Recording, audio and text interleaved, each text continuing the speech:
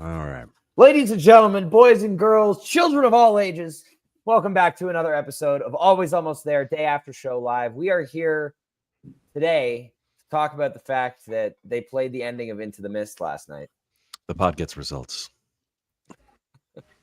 That's the takeaway.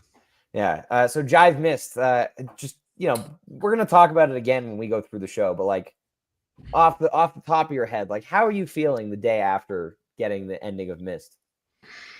I feel great. I felt great going into the weekend. I feel like I'm in a good zone. You know what I mean? Like everything is good. And so then that just kind of leveled me up even higher. So yeah, I'm feeling really good. Hell yeah. How are you feeling?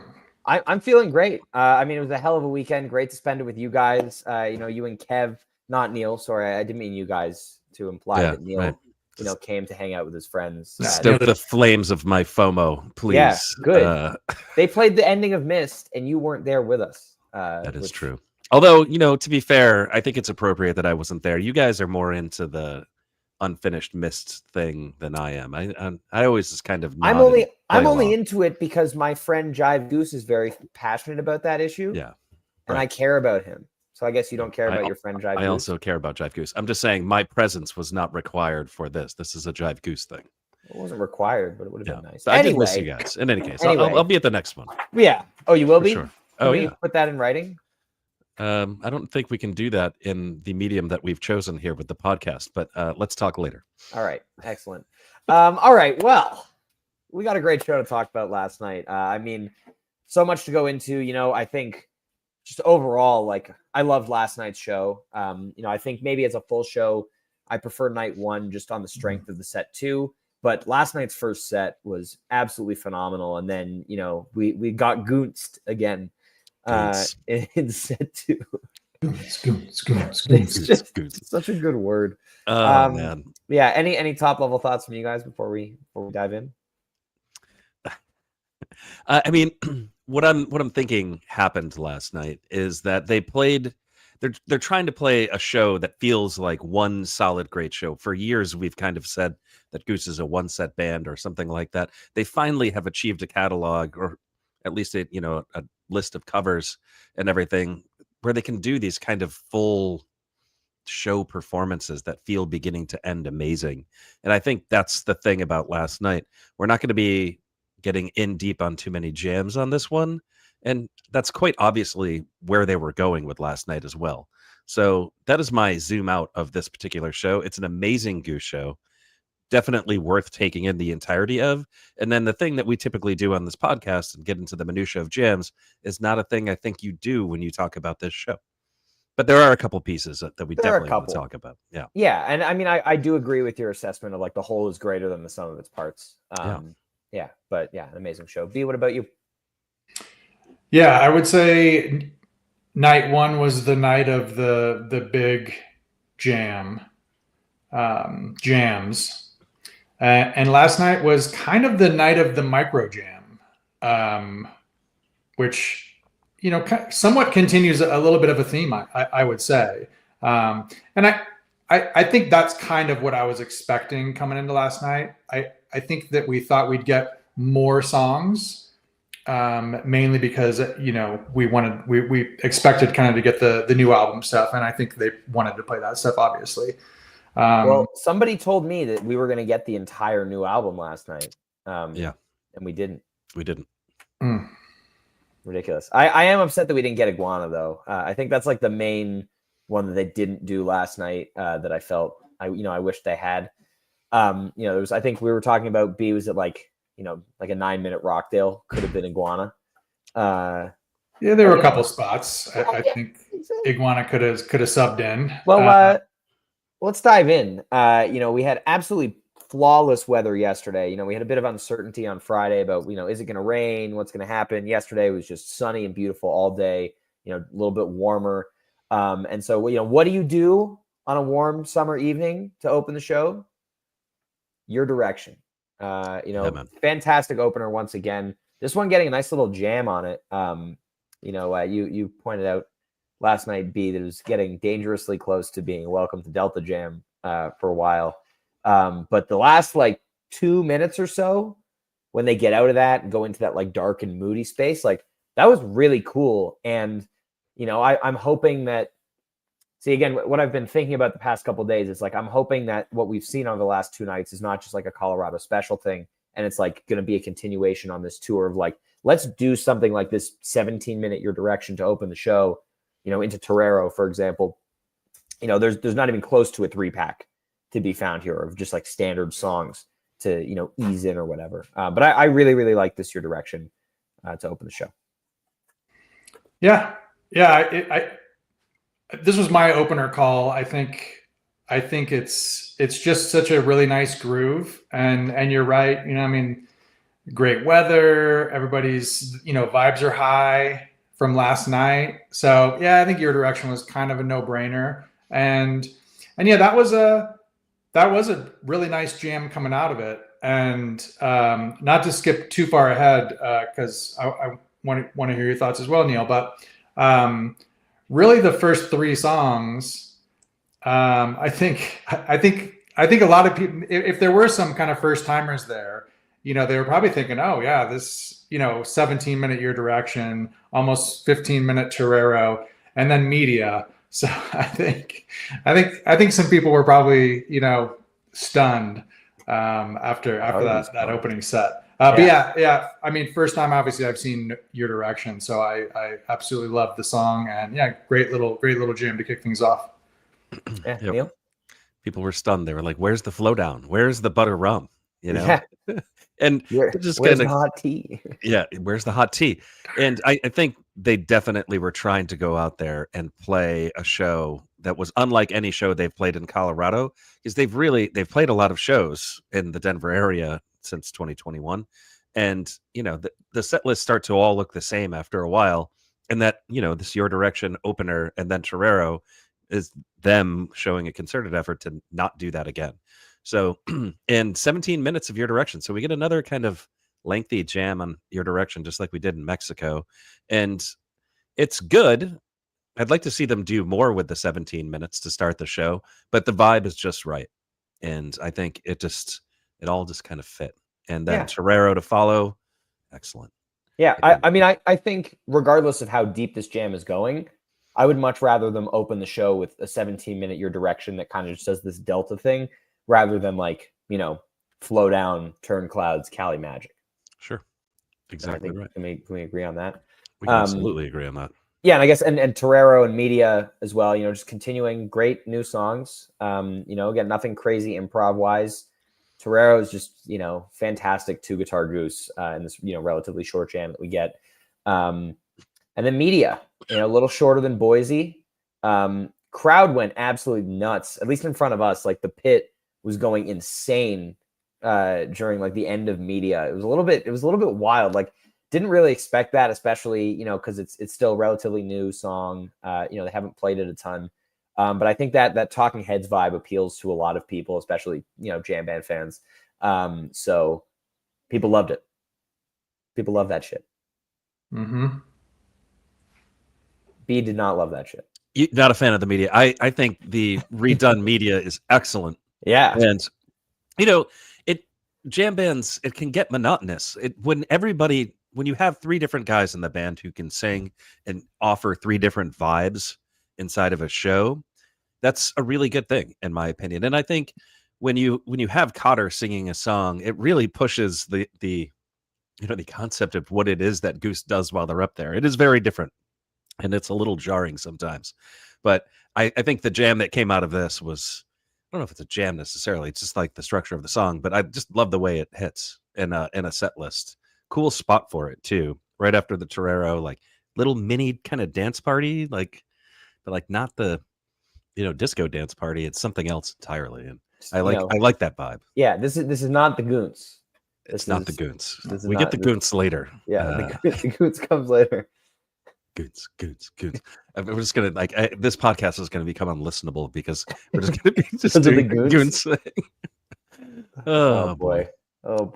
Yeah. All right. B, got any more thoughts on Media here before we continue on through the set? No, let's move it. All right. So Western Sun, Rockdale, Dustin Hoffman. I mean, this is the improvisational highlight of the show, this Dustin. Western Sun and Rockdale, not a ton of thoughts on. Western Sun, always great. Rockdale was 9 minutes of, Rick shredding over Rockdale, which is always nice. Love that they're continuing to just being like, yeah, we're going to segue everything. Like the Goose is a segue band now. So Dustin comes in, and I thought about this when I was listening back and I was writing about the show this morning. There have been 3 versions of Dustin with the jam, Mexico obviously being an exception.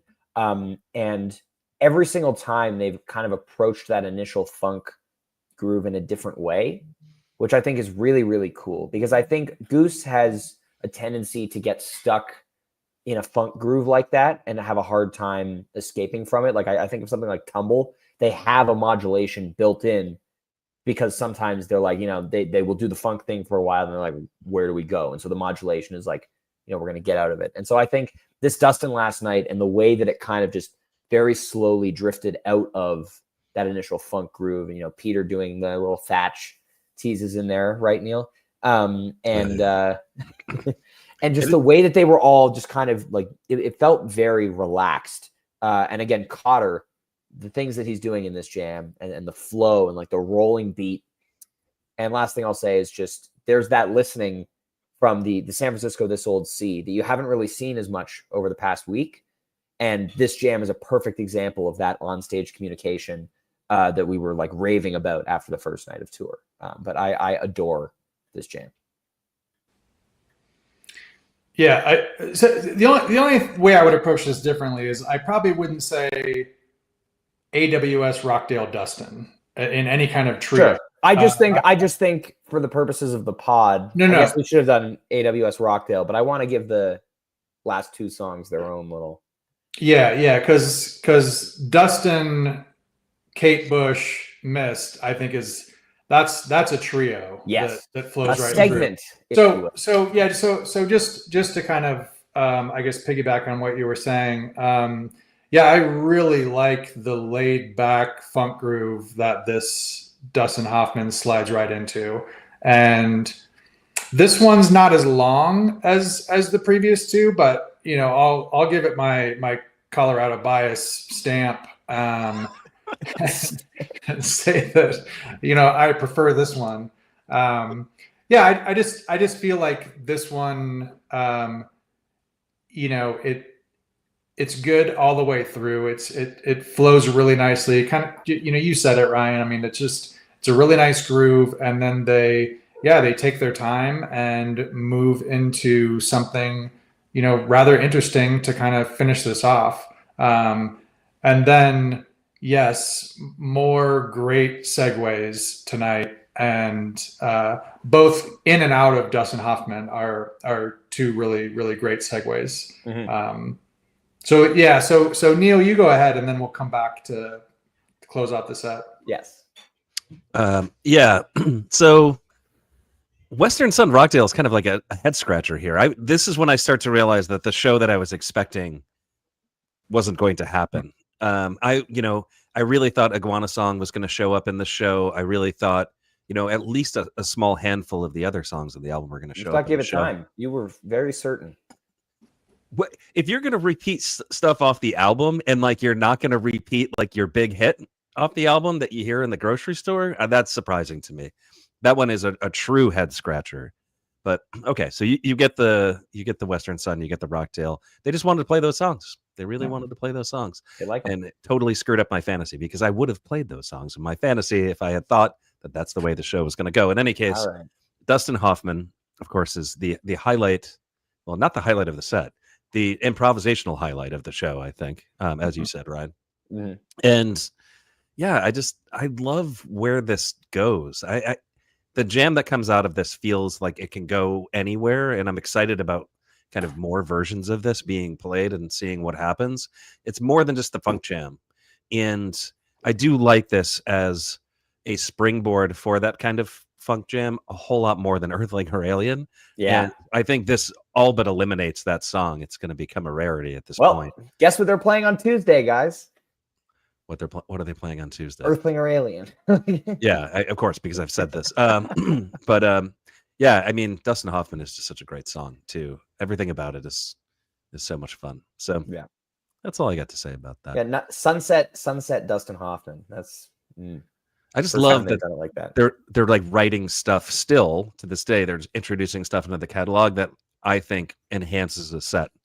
I feel like there's like a point with jam bands where they start to introduce songs where you're like, ugh, I don't think I can Goose do is without it. anywhere close to that point. Yeah, I'm Knock on excited wood. about that.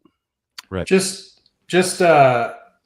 you know, the Western Sun Rockdale, you know, my only thought there is because I think it's really easy for us to think Everything Must Go or Iguana Song slides right into those 16 or 17 minutes really easily. Yeah.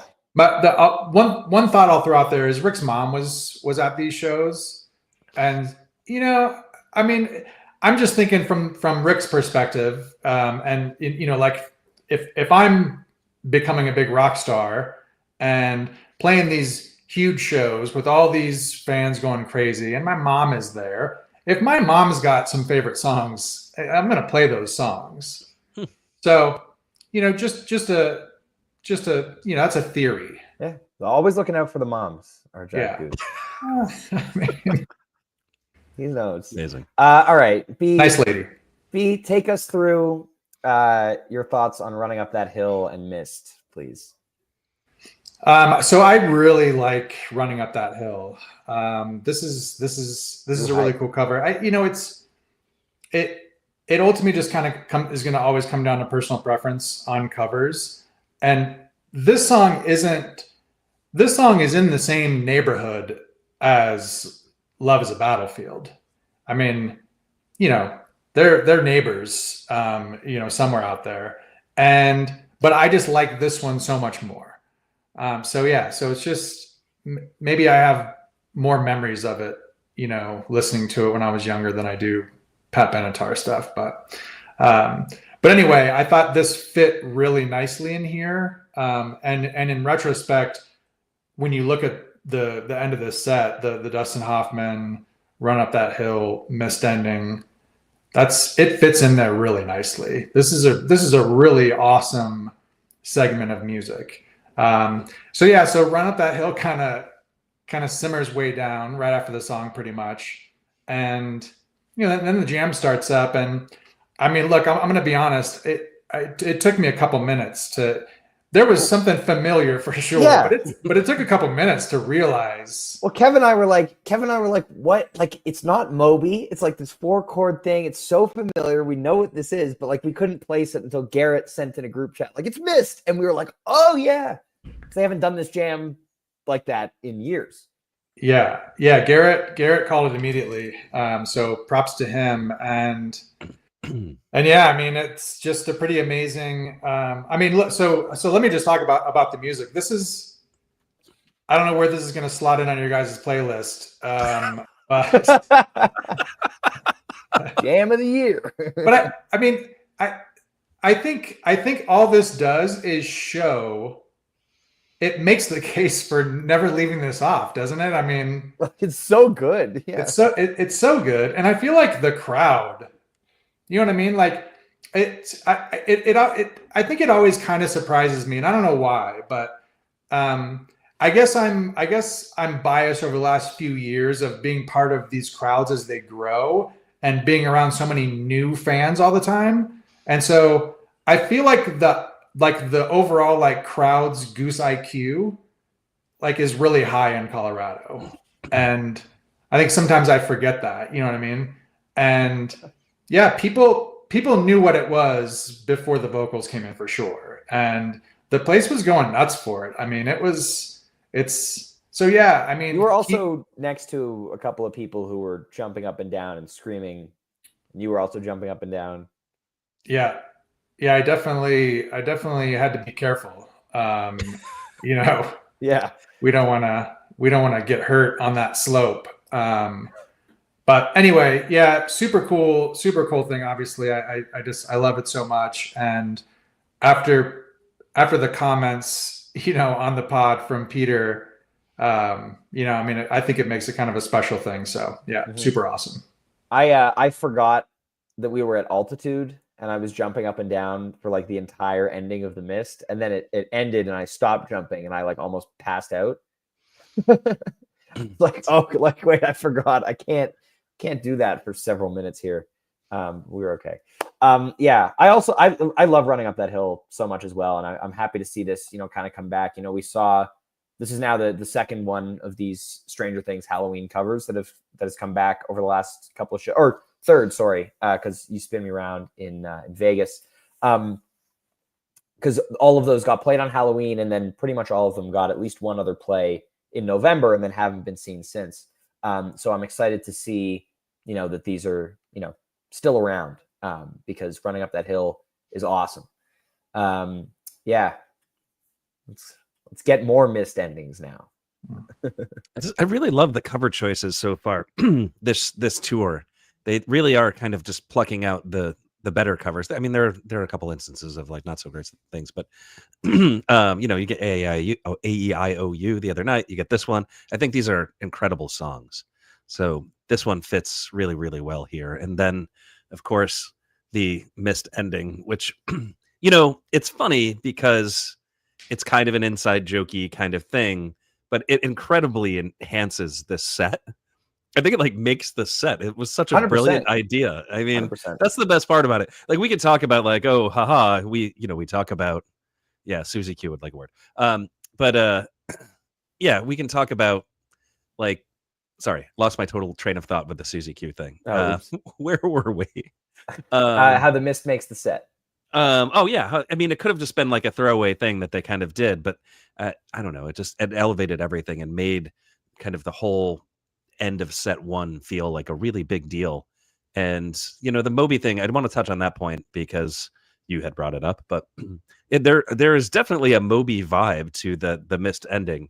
And I was wondering in group chat if maybe Moby kind of was born out of some kind of jam with Into the Mist, which you brought up that it's in a different key entirely, but it's still an interesting thing. So yeah, I mean, I don't know how they were sound checking stuff in January 2020, when they kind of came up with Moby playing in the sand, but it feels like even if they were sound checking Mist, they weren't getting to that kind of really slow psychedelic space, because that's I mean, Mist being more exploratory has been the kind of recent years thing, but you never know. It's an interesting thing to look at, in the grand scheme of things here. Yeah, man, what a great ending to the set. And you got B, not just a Miss ending. You got the expressive vocal ending too. Rick doesn't just sing it. You get a little extra something. Yeah. I love when he gets fired up at the end of that. I mean, look, it's we've said it so many times, or I've said it so many times. It's just so it's a powerful emotional like climax to that blissful jam, you know. So yeah, maybe this is the trigger for them to realize how bad the crowd wants it. Yeah. They knew how bad I wanted it. And yeah. Well, if you want to see the live Jive Goose reaction to the re-entry, there's a video on our socials. It's a very nice video. It'll make you smile. Yeah. I don't know if I've ever seen the Jive Goose that happy at a show. He makes me sound like I'm such a miserable person. You know what I mean? You're kind of a curmudgeon sometimes. Oh man, happy guy. Yeah, you're a very happy guy. Especially, I think we all kind of had that reaction, Jive. You didn't see this because you're not on social media, but I skeeted last night. Just like a picture of the Grinch and his heart growing to sizes in Whoville. Maybe I have resting Grinch face. Yeah, I don't know. Sometimes I don't know. No, I think you're often frustrated by unfinished Mists, and this moment happened, and we were all filled with joy, but you were filled with the most joy. Yes, it's true. Yeah, it's true. All right, well, let's talk about the second set. All right, I'll see you guys. He was just here to talk about the Mist. Well, we're here to talk about the second set, and I think we need a little bit of accompaniment for this set here before we dive in. There we go. All right. So we're getting into set two here. We come out of the gate with Big Modern. I mean, there's 58 minutes of nonstop music connected by excellent segues for pretty much the majority of this set. And it's amazing. You get Big Modern, you get Fast Slow, you get Creatures, you get Cinnamon. I mean, we can just go piece by piece here, at least through the first three, because there's some, I'll bring that back later. There's some interesting, music to talk about here. Big Modern, the first version of 2025 to not be 20 minutes long. Interesting factoid there. Fantastic, just like huge peak. They get a lot done in the 16, 17 minutes that they have here. Big Modern. B, your first Big Modern. Yeah, it was really fun. I was expecting this for sure. I think your direction and Big Modern to me were just like ultra locks for this show. So kind of when they didn't close first set with it, I think we kind of knew this was coming. Hey Ryan, will you throw Leighton's last comment up? I just want to answer. Is this false? Is the answer? My mom was telling everyone last night that I didn't complain about anything over the course of 2 days. So anyway, no, you're just going to say it's false. That's it. Okay. Yeah. Thank you. Yeah. Didn't want anybody to get the wrong idea. Yeah. No, I'm not a vibes guy. There's definitely stuff to complain about. Don't worry. Your thoughts on the Big Modern? You got anything? And that's not true. You're a vibes guy. I think we're all vibes guys. We're all vibes guys when the Goose hits. Yeah. Yeah. Oh man. Anyway, I don't have a whole lot to add, but yeah, I like the Big Modern. And yeah, so just another jam in that kind of 15, 16, 17 minute range that, takes care of business. And yeah, super, super happy to see this one. Yeah, I like this Big Modern. It did what it needed to do. And yeah, I know I'm often a critic of Big Modern where it's just like, I don't like it nearly as much as other people like it. as Ryan, where does this go on your play? This is number 5 for the year, Ryan? Exactly. No. So I was thinking about that, by the way, during last night's Big Modern, like when they're in the full peak, I was like, can't wait to put this on my playlist while Neil laughs at me about it. Well, it shouldn't be on your playlist. I don't think it's going on my playlist. I don't think Big Modern ever does anything really extraordinary. It's an excellent song that finds its way to really excellent high energy jams. And that's what you get here in this Big Modern. I've listened to it a couple times now. I don't usually kind of re-listen Big Modern jams because I find them to be long and kind of one note. And this one I've already listened to twice today. It's good, man. It's got like a lot of energy and big peak. That's what you need to start a second set. Yeah. Well, speaking of lots of energy and big peaks, we get Fast Slow next. Amazing segue out of Big Modern. Love the way that they weaved it in there. You get that, you get the Goose, big drop, big dance party, and then just the segue into Creatures, just flawless on a dime. Trevor's bass went out right before the Creatures jam started. So we kind of started the jam rather than just go right back into the disco Goose. We had a completely different direction because Rick, Cotter, and Peter kind of started somewhere else. And then we just get like, 5-6 minutes of just like punishing, dark, tribal jamming, which is really cool and uncharacteristic about Creatures. And I really liked it. What did you guys think of these two? Yeah, I mean, this Creatures was unique in that sense for the reasons that you stated. And, I'm not... So it was cool to see the Fast Slow, just I think more for the novelty of it. And it is a big jam. But this is... If we stack up all the jams and all the I'm not going to say the word, those types of jams, over the course of the weekend. And Matt's right. You get a flat bill on that Goose. Yeah. And let's go all the way. Me too. We'll work on it. And it's just not as much my thing, I guess. It's fun, but it was a lot. I wasn't ready to have that much fun with that kind of jam, I guess. And then Fast Slow and then Creatures, I feel like I think I was thinking when they first went into Creatures, like, oh, we're getting just a different song that's kind of the same back to back. But the Creatures ended up, being a little bit not that.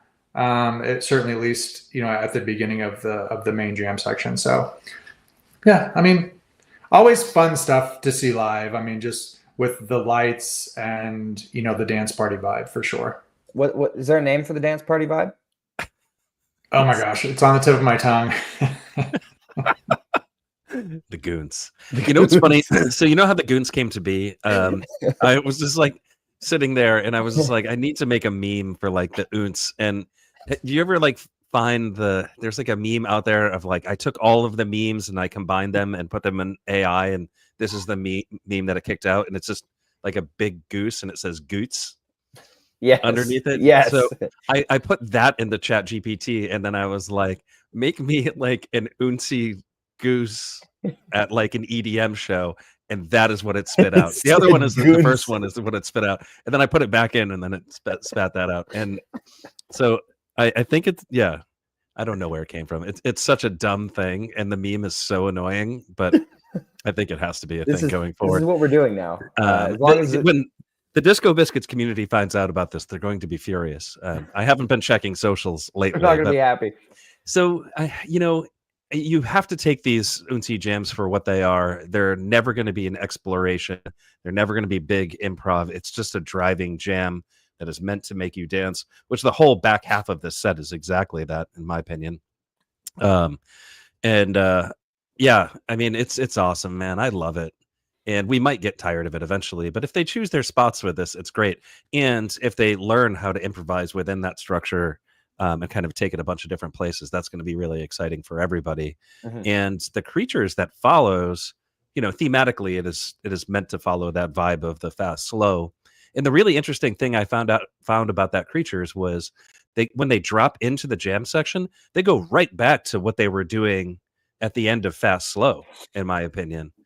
And that vibe was just awesome. It was nice to kind of just revisit the thing that they were just doing after having kind of run through the song of Creatures. So pretty fun 1-2 punch, and fun being the operative word there. Yes, fun. Yeah, and I like that, got a nice cheer when Trevor came back in after switching bases. There was also the little flub in the Creatures on the first chorus. It happens.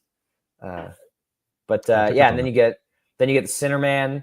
Always a win. I think someone had said last week, I don't remember if it was on the podcast or on the internet or somewhere else, was like, Colorado's going to get a Sinnerman this time around. Like, we're gonna, they're gonna do it here, and they did. It was great. A little bit shorter than some previous versions, but I think they were looking at what they still wanted to do for the show, and they were like, yeah, we'll do a quick little Sinnerman here. Finish off that nearly an hour of just playing, and then Jed Stone to close the set. Man, wow, this song rules. I would like to take ownership for my mistaken posting of 726 on the setlist thread. You did what now? I thought it was 726. We all thought it was 726. I was not the only one who thought it was 726. Just for the record, So it's not that we like thought, oh my gosh, this is 726. It was more of, what is this? And 726 was the only thing I think that it sounded. And and so when Ryan said 726, I was like, yeah, why not? Adam also thought it was 726. And to be fair, they have played with the arrangement of 726 a lot over the last few years. And so it wasn't unreasonable to be like, oh, maybe they've, changed the intro beat a little bit. I think most people there thought it was 726. Thank you, B. Yeah. I think the lesson to be learned here is to not be hasty when posting the set list. There are no points awarded for getting the song up early. That's not true. I mean, I disagree. That is not true. Oh, you guys are the worst. That is so not true. Neil, you have given me shit sometimes for like, why haven't you updated it yet? Yeah. So, well, that's because I need Fantasy Goose to pull it. But in any case, go ahead, Jeff.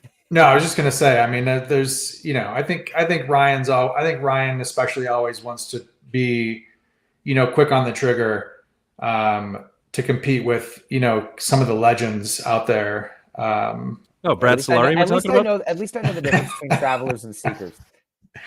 Okay, I just want to say, Jed Stone. Yes. This made me super happy. Jed Stone is the last of the top tier Vasudo songs that hadn't been played. So in that sense, this song was long overdue. And it's just a beautiful song. Like, I really enjoyed the way that this came out, and it's it's probably more of a cool down slot than a set closer, but I think its debut earned that spot. And yeah, really hope this is something, and I would expect this to be something that makes its way into the rotation. So super happy to see this. I sure hope so. When they started playing it, I was like, wow, this is insane. And because I thought they would never play it, because at this point they've kind of plucked a whole bunch of Vasudo songs that are excellent. Of course, in this show you get two of them, in Empress and Rockdale. And so the thinking, at least on my part, was, okay, so we're never getting this one. They took Hot Love, which I would have taken after Jed Stone, but here it is all of a sudden. And also somewhat surprised they didn't debut this at MSG, a little bit closer to home, kind of the home of Vasudo. Maybe Westville. But man, it is, or Westville, yeah, of course. It's such an awesome song, and I hope it sticks around. I hope it's not like Not Alone or an Arise that only shows up here and there, because it's too good of a song for it to be a rarity. And so I'm a little nervous about that. We'll see what happens. But the interesting thing about structure, Jive, you were saying, like I don't know if this can live as a set closer, and I don't think it ever will. I think in this particular show, just the way they have it all constructed, that is the cooldown slot, because you just have to continue the party with the Empress that is the encore. Yeah. So it's like, kind of, if you think of it as one continuous set with the Empress being the set closer, I think that's an appropriate spot for a cooldown. And it's like an interesting cooldown because at least some of the folks in the crowd were celebrating while there is a ballad happening, which is kind of amazing. Like, if I was there, that would have been the thing that made me absolutely lose my mind. So they have two set closing, like, really big moments in the show, and I think that is actually what anchors the show and makes me so excited about it. It's not the jams; it's these two amazing things they did. Mm-hmm. And then the Empress Encore. Again, I mean, time management was good. I mean, 16 minutes of Empress here, but man, this like quick little foray into the darkness at the end here is pretty damn good.